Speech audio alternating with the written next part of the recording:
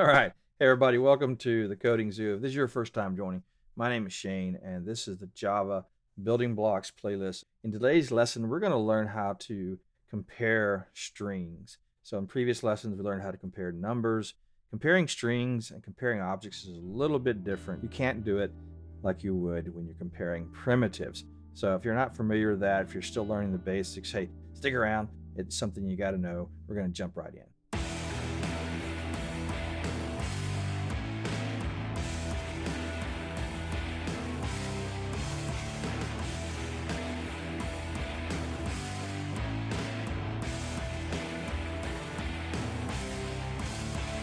So in previous videos, you may have seen how we actually use equals equals, how we use not equals, and greater than, and less than, and greater than equal to, less than equal to, all that good stuff. With strings, Java will let you do that, but you get unpredictable results. And why is that? Well, you're not comparing primitives, you're comparing Java strings, which are objects. So when you're comparing objects, you can't use equal, equal, and not equal, greater than, less than. You have to use other interfaces made specifically for comparing objects.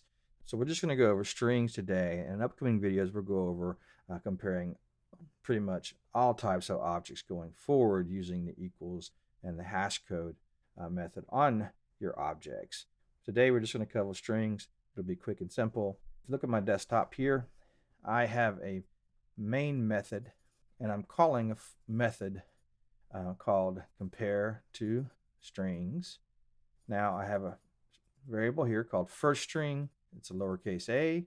I have another variable here called second string. It's a lowercase a. Third string, it's an uppercase a. Let's start out with this first line here. Now, you would compare strings using the equals method on the string. So first string dot equals is going to tell me whether it's equal to the variable I pass in, which is in this case second string. So is first string equal to second string? Well, a and a, it is. It's equal. So it should say true. It should be true because it's equal. Let's run it. And there's my true. So that's quite simple. So instead of doing equal equal like you would in primitives, you would just do string dot equals and then pass in your other string. Now let's look at the next one.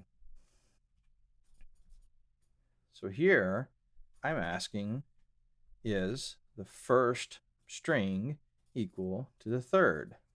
Well, a and a. So looks like it would be equal, right? So let's run that. I've got a false. So why did I get a false? Well, this is a string. This is a lowercase a. This is an uppercase a. They aren't equal because they have different cases. So to Java, those, even though they're both a's, they're not equal. Now, what if you wanted to know whether it was an a period, whether it's uppercase or lowercase, it didn't matter. Well, there's another method for that. So if you look at this line here, I'm doing system out print line first string dot equals ignore case, and then I'm passing in the third string. So I'm basically saying, let me know if this is equals, ignore case, I don't care. So I'm comparing this lowercase a to this uppercase a. Instead of returning false like it did, instead of returning false like it did a minute ago, it should return true now. Let's see what it does. And there we go. It's true. If you're not worried about the case of the letters or the words, use equals, ignore case. If you are worried about it, use equals. That's how you compare two strings. Now, if you look at this line here, you will see that it compiles okay.